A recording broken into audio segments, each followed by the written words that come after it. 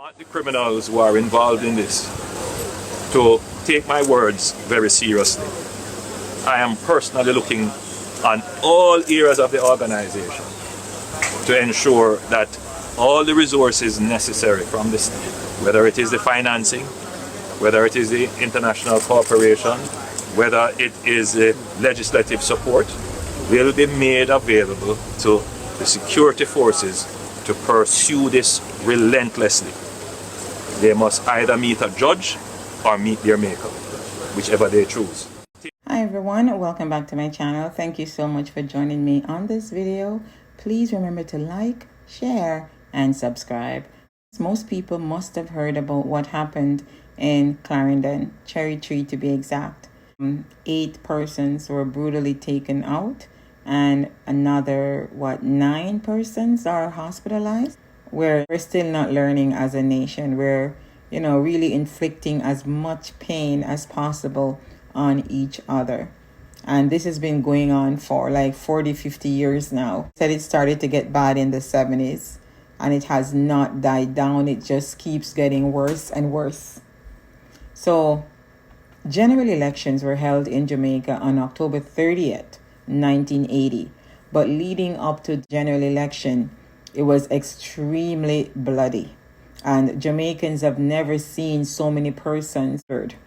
This is all because of one set of persons saying JLP and the other set of persons are saying PNP. Nowhere in the world you find people this vicious against each other because one person is voting for one party and the other is voting for another party.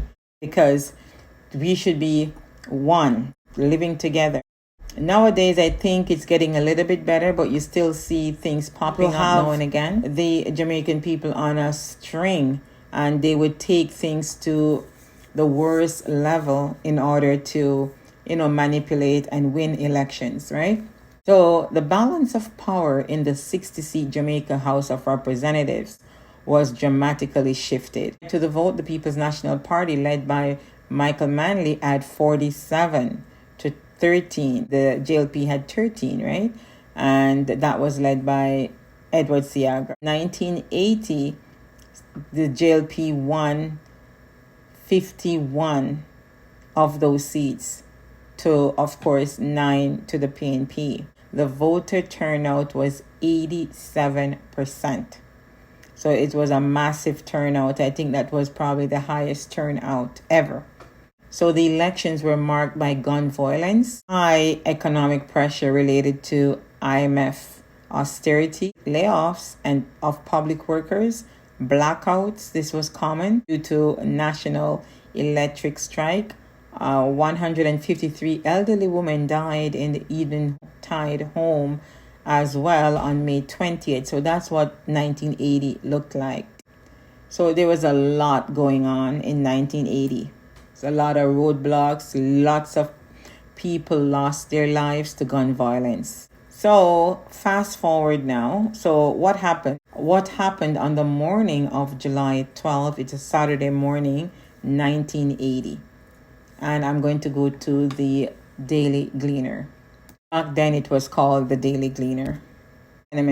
So 5 gunmen kicked off 2-bedroom doors of a 4-apartment tenement at 8th Street in Greenwich Town Kingston 13 yesterday morning.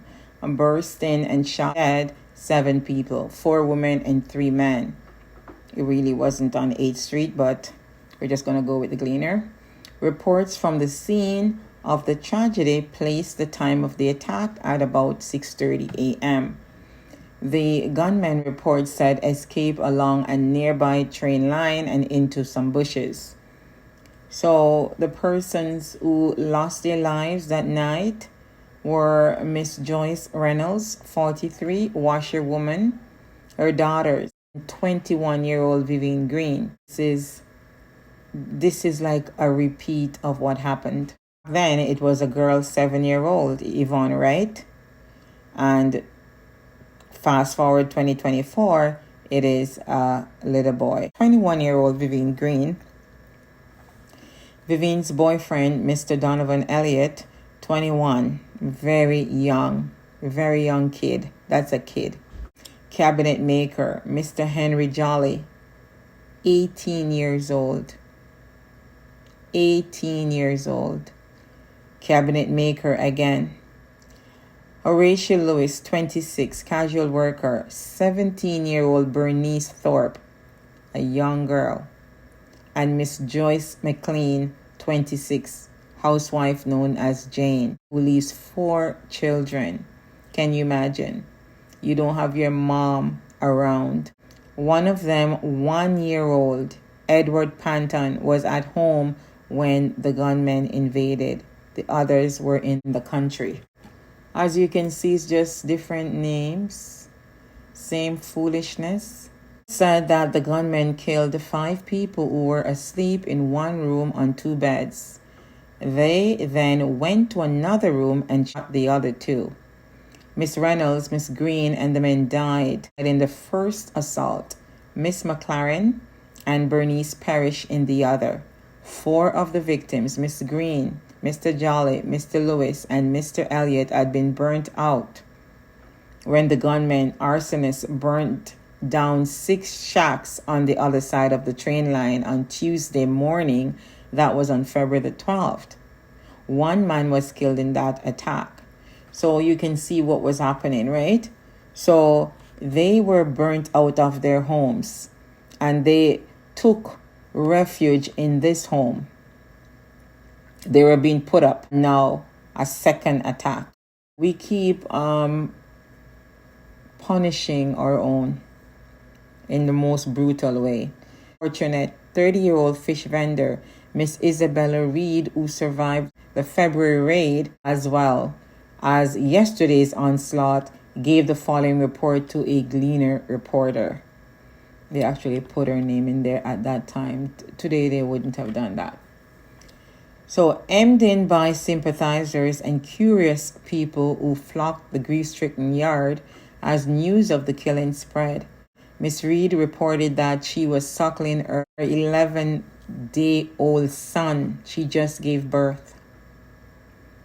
Ortonella in the house when the gunmen arrived. She heard a loud noise as the door to the room where the 5 occupants were kicked off.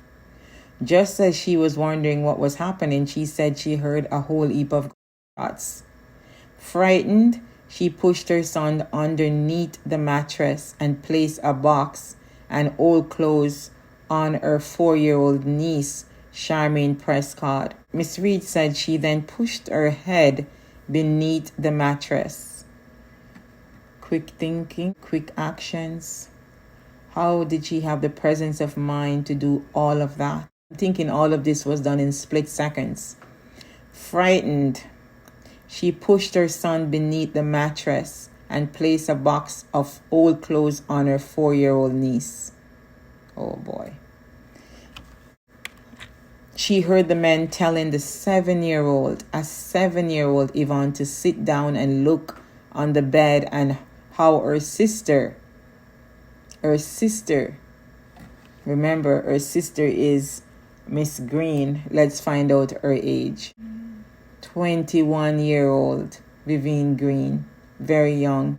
We have been doing this to each other too long. How her sister had died. You're going to put a 7-year-old to sit down and look at the bed and see how her sister had died. She is traumatized for life. I don't think a person got over that. Reports later said that Yvonne grabbed up 1. So how did this little kid manage to do this? Only God knows. 7-year-old Yvonne grabbed up 1-year-old Tamara. She's 7. One of Miss Green's 2 daughters, and ran outside. Miss Green's other young daughter, Karen, is in the country. So she has to count her lucky stars. Miss Reed said that she heard when the men went next door to the room in which Jane and Miss Thorpe were, and they kicked on the door, and Jane called out to them saying that she would open it. There was another kick. She said the door flew open and more gunshots followed. Fearful that the men would also kick off her bedroom door, Miss Reed said that she ran outside through a back door, From the side of the house, she looked towards the gate. She saw a gunman at the front of the house. "Lord, is me and my baby," she cried out. She said she saw pure fire coming from the man. So once she said that, he opened fire. You have a child, a young baby, doesn't matter. And this is from 1980. So she saw pure fire coming from the man and she ducked behind the house. She realized that several shots had been fired at her. She said that she believed that the man felt that he had hit her and he had been standing very close to her. So God spared her life that night because he thought he had hit her. The gunman, the only one she saw, then turned and left the yard. Miss Reed said that she went through the gate and raised an alarm which brought people running. Reports said that earlier in the morning a bomb had exploded in the area. And as everyone mingled in the yard discussing the tragedy, common talk was of grievance between those in the yard, their friends, and other higher-ups on the train line whom they accused of being laborites. People spoke of threats being issued against them. So there you go again. Politics. We are in each other for what? So many countries, people go out and vote together as friends. One is voting for this party and the other is voting for the other party. Why should you be my enemy because I'm voting for someone else? And how is that your business if I'm going to be voting JLP or PNP? It's just a lot of, bullying tactics and pressure from all sides and, all types of violence going on, right? Political violence, because they believe that if they show that this type of brutal force, they're able to turn certain things, right? So people spoke of threats being issued against them and how those higher up had said that they would be sending gunmen to them all. One woman, the people in the Gleaner, which they wouldn't do today, I guess. One woman, Hazel Wallace, 35, Igler, who was away. I guess she lived there, but she was away at the time. She was away from the house. And they interviewed her. She said how the gunmen had come to the yard during the last month, so they were there before, and stick up Donovan, so that's one of the dead men. Donovan shouted out that he was a laborite and men left him, saying that since he was a laborite is all right. Miss Wallace said that the men left promising to return if they heard that Donovan was a socialist. Earlier in the morning, Miss Portia Simpson, MP, whose constituency, Southwest St. Andrew, tragedy occurred, paid a visit and offered solace to the survivors. So Portia Simpson went down there. As a Gleaner team toured the blood-splattered bedrooms, several persons kept up a running commentary on how the victims were found. Donovan and his girlfriend, Miss Green, were found on one bed. Miss Reynolds, Miss Green's mother, was found on the other. Horatio was folded up under a table, while Henry was sprawled on the ground. In the other room, Miss McLean and Bernice was found on top of each other on the floor. Denhamtown police was investigating. We don't know if anybody was ever arrested for that. I'm just showing you all the brutality from then, and it's still going on now. The only difference is this one, as they say, allegedly it is due to a reprisal.